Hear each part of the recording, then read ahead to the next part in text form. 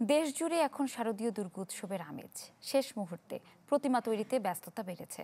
শিল্পীর দক্ষ হাতে ধীরে ধীরে ফুটে উঠছে দেবী দুর্গার প্রতিমা।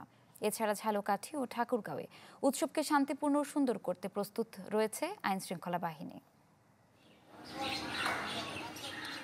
শহর থেকে গ্রাম সবখানে এখন শেষ সময়ের ব্যস্ততা প্রতিমা শিল্পীদের।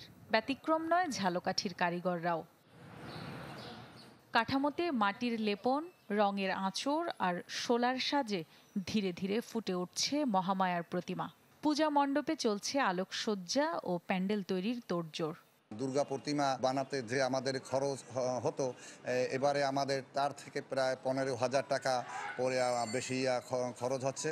সরকার এটা মোটামুটি আমাদের জন্য কিছু কেয়ার নিত, তাই তো আমরা মোটামুটি এটা কাজ ধরিয়ে রাখতে পারতাম। দলমত নির্বিশেষে এবং জাতিভেদ নাই, সবাই একত্রিত আমরা এই পূজাটা দিই।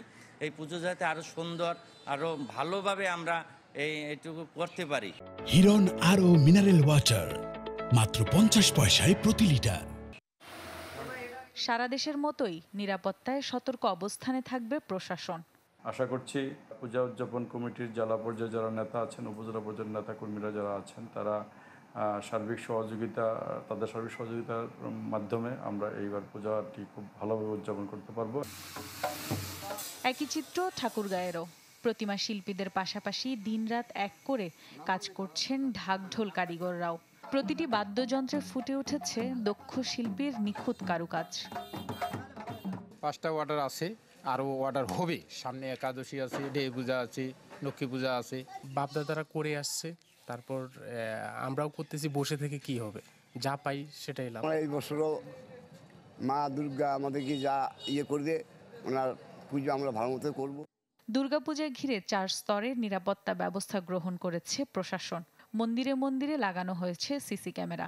সার্বিক নিরাপত্তা ব্যবস্থা জোরদার করা হয়েছে। আশা করি অত্যন্ত আনন্দমুখর পরিবেশে আমরা এই শারদীয় দুর্গোৎসবটি পালন করতে সক্ষম হব। এবছর ঠাকুরগাঁয়ে 453টি মণ্ডপে অনুষ্ঠিত হবে দুর্গাপূজা। রওশন আরা তানিয়া, চ্যানেল 24।